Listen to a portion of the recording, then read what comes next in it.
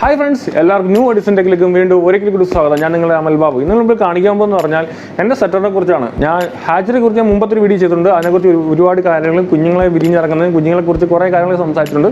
അത് വീഡിയോ കണ്ടിട്ടില്ലെങ്കിൽ ആദ്യം തന്നെ തൊട്ട് താഴെ ലിങ്ക് ഞാൻ അയച്ചിട്ടുണ്ട്. ആ ലിങ്ക് കയറി എൻ്റെ വീഡിയോ കാണുക. അല്ലെങ്കിൽ എൻ്റെ ചാനലായി ന്യൂ എഡിഷൻ ടെക്കുന്ന യൂട്യൂബ് ചാനലിൽ കയറി നിങ്ങൾക്ക് വേണമെങ്കിൽ എൻ്റെ വീഡിയോകളെല്ലാം കാണാം. പിന്നെ ഇതെന്ന് പറഞ്ഞാൽ എൻ്റെ സെറ്ററാണ്. ഈ സെറ്റർ ഞാൻ പണിയിട്ട് 2 വർഷമായി. ആ കാണുന്നത് പറഞ്ഞാൽ ഒരു 6 ലോക്ക്ഡൗൺ സമയത്താണ് ആ മെഷീൻ്റെ പണി തീർത്തത്.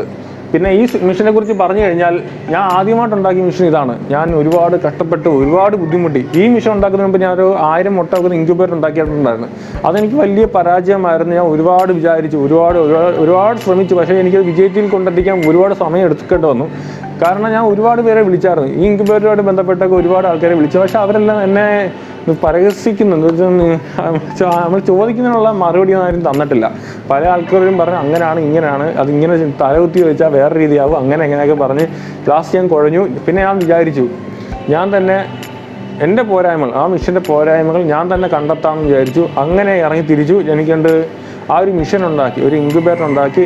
ആദ്യം ഒരു 30 മുട്ടയുടെ ഇൻക്യുബേറ്റർ ഉണ്ടാക്കിയിട്ട് ഭയങ്കര സന്തോഷമായിരുന്നു. ആ ഒരു കുഞ്ഞ് ഒരു 30 മുട്ട ഇൻക്യുബേറ്റർ ഉണ്ടാക്കി ഞാൻ ഒരു 22-23 കുഞ്ഞ് കഴിഞ്ഞാൽ ഭയങ്കര വിശ്വാസമായിരുന്നു. ആ ആത്മവിശ്വാസത്തിലാണ് ഞാൻ ഒരു 1000 മുട്ട ഇൻക്യുബേറ്റർ പിന്നെ ഉണ്ടാക്കിയത്.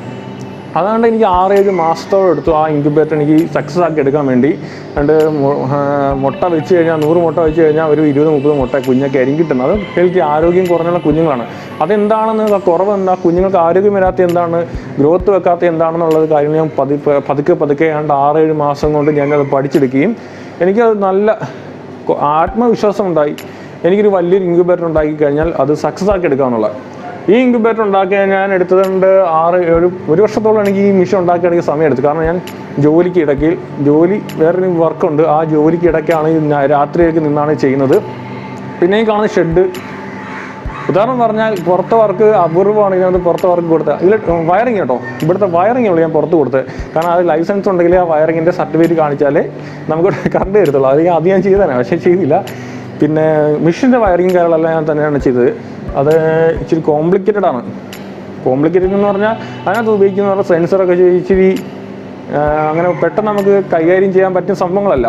അത് പറഞ്ഞു തന്നാലും മനസ്സിലാവത്തില്ല. ഓക്കെ, നമുക്ക് ആ കാര്യം ഇടാം. പിന്നെ ഈ മെഷീൻ ഉണ്ടാക്കി എനിക്ക് ഇതൊരു 10000 മുട്ട വെക്കുന്ന സെറ്ററാണ്. അതും 10000 മുട്ട വെക്കുന്ന സെറ്ററാണ്. ഈ മെഷീൻ അത്യാവശ്യം വലിപ്പം കൂടുതലാണ്. മറ്റേ ഈ മെഷീനെക്കാട്ടി ഒരുപാട് ചെറുതാണ് ആ മെഷീൻ. അത് നിങ്ങൾ കണ്ടാൽ നേരിട്ടേ മനസ്സിലാവും. പിന്നെ ഇത് ചെയ്ത് പഠിക്കാൻ വേണ്ടി ഒരുപാട് സമയം എടുത്തു. പിന്നെ അങ്ങനെ ഒരുപാട് ലേറ്റായി ഈ മെഷീൻ ഉണ്ടാക്കാൻ വേണ്ടി. ഫസ്റ്റ് ബാച്ച് മുട്ട വെച്ച് കുഞ്ഞിറങ്ങിയപ്പം തന്നെ എനിക്ക് നല്ല പെർസെൻറ്റേജ് ആയിരുന്നു. ഒരു 100 മുട്ട വെച്ചാൽ ഒരു 80-85 കുഞ്ഞുങ്ങൾ എനിക്ക് കറക്റ്റായിട്ട് കിട്ടുന്നുണ്ടായിരുന്നു. പിന്നെ മുട്ട ഇവിടെ ഞാൻ മെയിനായിട്ട് ചെയ്യുന്ന പറഞ്ഞാൽ മുട്ട വിരിയിച്ചു കൊടുക്കുകയാണ് ചെയ്യുന്നത്. മുട്ട കൊണ്ടുവന്നാൽ വിരിയിച്ചു കൊടുക്കും. അത് നിങ്ങൾ ലാഭത്തിൽ, ഞാൻ കഴിഞ്ഞ വീഡിയോക്കകത്ത് മാസം 30,000 വരെ ലാഭം ഉണ്ടാക്കാമെന്നൊരു കമൻറ്റ് ഇട്ടായിരുന്നു. അത് പല ആൾക്കാർക്കും ഇഷ്ടപ്പെട്ടു. മുമ്പൊരു വീഡിയോ ഞാൻ മുട്ട വിരിയിക്കുന്നതിനെ കുറിച്ച് എന്നുവെച്ചാൽ ലാഭം എങ്ങനെ ഉണ്ടാക്കാമെന്നുള്ളൊരു വീഡിയോ, എന്നുവെച്ചാൽ ഒരു 100 കോഴി ഉണ്ടെങ്കിൽ നമുക്ക് മാസം എത്ര രൂപ കളക്ട് ചെയ്യാമെന്നുള്ളൊരു വീഡിയോ ഞാൻ മുമ്പത്തെ ഒരു വീഡിയോ ചെയ്തിട്ടുണ്ട്. അതിൻ്റെ ലിങ്ക് വേണമെങ്കിൽ ഞാൻ തൊട്ട് അത് വരെ വേണമെങ്കിൽ കാണാം. പിന്നെ കൂടുതലായിട്ട് വിരിയിക്കാൻ കൊണ്ടുവരുന്ന മുട്ട, പിന്നെ ഞങ്ങൾ ചെയ്യുന്നത് പറഞ്ഞാൽ സാസോ എന്ന് പറഞ്ഞാൽ ഹൈബ്രിഡ് കോഴിയുടെ മുട്ട, അതൊക്കെയാണ് കൂടുതലായിട്ട് ഇവിടെ ചെയ്യുന്നത്. ഇപ്പം ഞാൻ നിലവിൽ ഈ മെഷീനകത്ത് ഇരിക്കുന്നത് പറഞ്ഞാൽ മൊത്തം ആൾക്കാർ വിരിയിക്കാൻ കൊണ്ടുവരുന്ന ആൾക്കാരുടെ മുട്ടയും ആ മെഷീനകത്ത് ഇരിക്കുന്ന പറഞ്ഞാൽ എൻ്റെ സ്വന്തം മുട്ടയാണ് വെച്ചേക്കുന്നത്. പിന്നെ അതൊക്കെ ഞാൻ കാണിച്ചു തരാം എങ്ങനെയാണെന്ന്. പിന്നെ ഈ മെഷീൻ ഞാൻ ഇതിൻ്റെ യൂട്യൂബ് ചാനൽ തുടങ്ങിയ സമയത്ത് എനിക്ക് ടെക് പരമായിട്ടുള്ള വീഡിയോസ് ചെയ്യാൻ താല്പര്യം, അല്ലെങ്കിൽ കോഴി വളർത്തലും അതുമായിട്ട് ബന്ധപ്പെട്ട് എനിക്ക് വലിയ താല്പര്യമില്ല എന്നല്ല. എനിക്ക് ന്യൂ എഡിഷൻ ടെക് എന്ന് പറഞ്ഞൊരു ടെക് ചാനലാണ്. അതിനകത്ത് അങ്ങനെയുള്ള വീഡിയോകൾ ചെയ്യാൻ എനിക്ക് വലിയ താല്പര്യമില്ലായിരുന്നു. പിന്നെ ആൾക്കാർ ഏറ്റവും കൂടുതൽ ഇഷ്ടപ്പെടുന്ന വീഡിയോ എന്ന് പറഞ്ഞാൽ ഇങ്ങനെയുള്ള വീഡിയോകളാണെന്ന് എനിക്ക് മനസ്സിലായി. അതുകൊണ്ടാണ് ഇപ്പോൾ ഇടയ്ക്കിട്ടുള്ള അല്ലാതെ വീഡിയോസ് ചെയ്യുന്നത്. ഫ്രണ്ട്സ്, ഇതെൻ്റെ മെഷീൻ ഞാൻ ഓപ്പൺ ചെയ്ത് കാണിക്കാൻ പോവുകയാണ്. ക്യാമറമാൻ ഒന്നുമില്ല, അതിൻ്റെ ഒരു പോരായ്മ കാണും, കാണിച്ചു തരാം.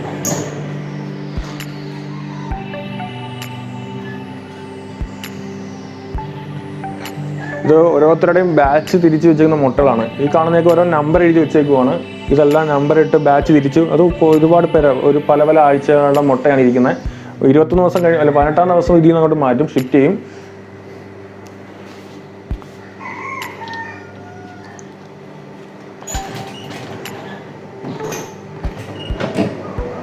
ഇത് ഞാൻ ഈ മെഷീൻ ഉണ്ടാക്കിയിട്ട് ഒരു 6-7 മാസമായിട്ടുള്ള ഇതിൻ്റെ അകം ഞാൻ കാണിച്ചു തരാം എങ്ങനെയുണ്ടെന്ന്.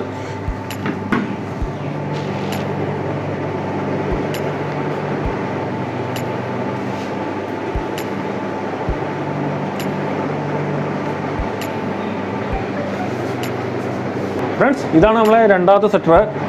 ഇതിനകം ഇതാണ് റാക്ക് ചെയ്തിട്ടാണ്. മറ്റേ മെഷീനെക്കാട്ടി ഒരുപാട് ചെറുതായിട്ടാണ് ചെയ്തേക്കുന്നത്. മറ്റേത് ഞാൻ അന്ന് ഇതിനെക്കുറിച്ച് അളവോ മെഷർമെൻറ്റോ കാര്യങ്ങളൊന്നും ഇല്ലായിരുന്നു.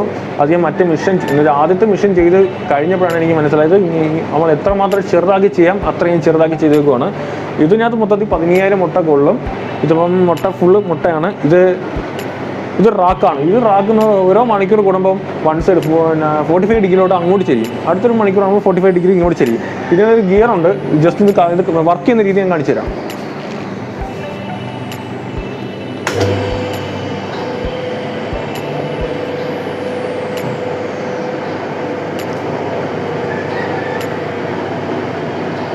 ഇതിൻ്റെ വർക്കിംഗ് രീതിയാണ് ഓരോ മണിക്കൂർ കൂടുമ്പം ഫ്രണ്ടിലോട്ടും അടുത്തൊരു മണിക്കൂറും ബാക്കിലോട്ടും പോവുകയാണ് ചെയ്യുന്നത്.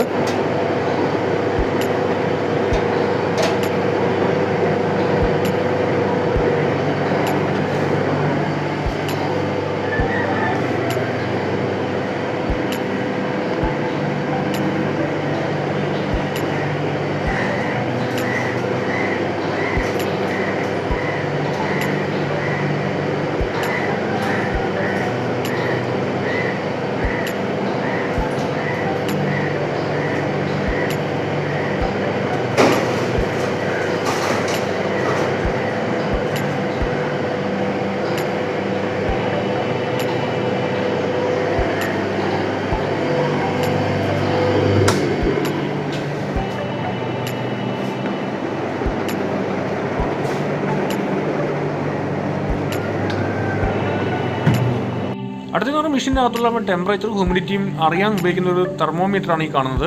ഈ ആദ്യം കാണുന്നതെന്ന് പറഞ്ഞാൽ ഇത് ടെമ്പറേച്ചറിൻ്റെയാണ്. കാരണം ഈ ഒരു 99.9 തട്ടിയില്ലെന്ന് പറഞ്ഞ് നിൽക്കുന്നുണ്ടോ, കാണാൻ പറ്റുമെന്ന് അറിയാൻ വയ്യ. അടുത്ത പറഞ്ഞാൽ ഹ്യൂമിഡിറ്റിയുടെ ആണ്. ഇതിപ്പം ഹ്യൂമിഡിറ്റി ഓട്ടോമാറ്റിക്കലായിട്ട് കയറി വരുന്നത് നമുക്ക് 84.5 വരെ മതി. ഇപ്പം ഒരു 86.5 വരെ ആയിട്ടുണ്ട്.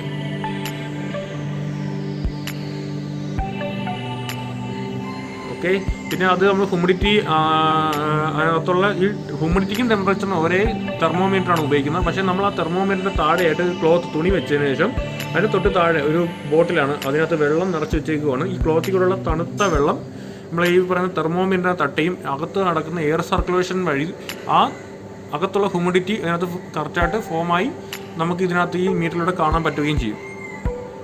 നമ്മൾ ആ മെഷീനകത്തുള്ള ടെമ്പറേച്ചറല്ല ഇതിനകത്തൂടെയാണ് നമ്മൾ മനസ്സിലാക്കുന്നത്. ഫ്രണ്ട്സ്, നിങ്ങളെല്ലാം എൻ്റെ സെറ്ററുകൾ കണ്ടല്ലോ. ഹാച്ചിനെ കുറിച്ചൊരു മുമ്പൊരു വീഡിയോ ചെയ്തിട്ടുണ്ട്. അത് നിങ്ങൾക്ക് വേണമെങ്കിൽ കയറി കാണാം. ഞാൻ ലിങ്ക് വേണമെങ്കിൽ താഴെ ഇടാം. അന്ന് ഹാച്ചറിൽ കുഞ്ഞുങ്ങൾ ഇറങ്ങിയതിൻ്റെയും അതിൻ്റെ അത്യാവശ്യമുള്ള എല്ലാ കാര്യങ്ങളും ഞാൻ ആ വീഡിയോ കാണിച്ചിട്ടുണ്ട്. അതിനെക്കുറിച്ച് ഞാൻ ഫുള്ള് പറയുന്നില്ല. അത് വേണമെങ്കിൽ വീഡിയോ കയറി കാണാം. പിന്നെ എൻ്റെ സംസാരം എന്തെങ്കിലും പ്രശ്നമുണ്ടെങ്കിൽ പരിഹരിക്കുക. കാരണം ക്ഷമിക്കണം. കാരണം എനിക്ക് വലിയായിട്ട് സംസാരിക്കാൻ ഇതിനെക്കുറിച്ച് പറഞ്ഞു തരാൻ എനിക്കറിയത്തില്ല, ഉണ്ടാക്കാനേ അറിയുള്ളൂ, പറഞ്ഞു തരാൻ അറിയത്തില്ല. പിന്നെ കഴിഞ്ഞ വീഡിയോയിലൊക്കെ സ്പീഡ് കൂടിപ്പോയി എന്നൊക്കെ പറഞ്ഞായിരുന്നു. അത് ക്യാമറമാനും ഇല്ലായിരുന്നു. അങ്ങനെ പല കാര്യങ്ങളുണ്ട്. അതൊക്കെ ഒന്ന് ക്ഷമിച്ച് കളഞ്ഞാൽ അത്യാവശ്യം ബാക്കിയെല്ലാം നിങ്ങൾക്ക് പറഞ്ഞാൽ മനസ്സിലാവുമെന്ന് വിചാരിക്കുന്നു. പിന്നെ മെയിനായിട്ടെന്ന് പറഞ്ഞാൽ ലൈക്ക് ചെയ്യാൻ മറക്കരുത്, ഷെയർ ചെയ്യാൻ മറക്കരുത്, സബ്സ്ക്രൈബ് ചെയ്യാൻ വേണം. മെയിനായിട്ടൊരു യൂട്യൂബറെ മുമ്പോട്ട് കൊണ്ടുവന്ന് പറഞ്ഞാൽ ഇത് നമുക്ക് സബ്സ്ക്രൈബറുമാണ്, ലൈക്കുമാണ്, ഷെയറുമാണ്, പിന്നെ കമൻറ്റും കേട്ടോ. വ്യൂസ് ഇല്ലെങ്കിൽ ഒരു വീഡിയോയ്ക്ക് ഒരു എന്താ പറയുക, ആരും കാണുന്നില്ലെങ്കിൽ നമുക്ക് ആ ഒരു ആത്മവിശ്വാസം നഷ്ടപ്പെടും. പിന്നെയുള്ള വീഡിയോ ചെയ്യണം എന്നുള്ള ടെൻഡൻസി വരത്തില്ല. കഴിഞ്ഞ 2 വീഡിയോ ചെയ്തപ്പോൾ എനിക്ക് നല്ല എന്താ പറയുക ഒരു കോൺഫിഡൻസാണ് വന്നത്. ഒരുപാട് പേര് വീഡിയോ കണ്ടിട്ടില്ലെങ്കിൽ പോലും അത്യാവശ്യം ആൾക്കാർ കമൻറ്റ് ചെയ്തിട്ടുണ്ട്. ഒരു 12 കമൻറ്റ് എൻ്റെ അപേക്ഷിച്ചൊക്കെ 12-15 കമൻറ്റൊക്കെ വലിയ സംഭവം കേട്ടോ. അങ്ങനെ കുറച്ചൊരു കമൻറ്റ് ചെയ്തിട്ടുണ്ട്. ആ കമൻറ്റിലൊക്കെ നല്ല അഭിപ്രായങ്ങൾ പറഞ്ഞിട്ടുണ്ട് കേട്ടോ. അന്നേരം നിങ്ങൾ ചെയ്യേണ്ട കാര്യം എന്ന് പറഞ്ഞാൽ ലൈക്ക് ചെയ്യുക, ഷെയർ ചെയ്യുക, സബ്സ്ക്രൈബ് ചെയ്യുക. അന്നേരം നിങ്ങൾക്ക് എല്ലാവർക്കും വീഡിയോ ഇഷ്ടമായെന്ന് വിചാരിക്കുന്നു. അന്നേരം വീണ്ടും ഇതിൽ മികച്ച വീഡിയോ വീണ്ടും കാണുന്നവരെ ഗുഡ് ബൈ.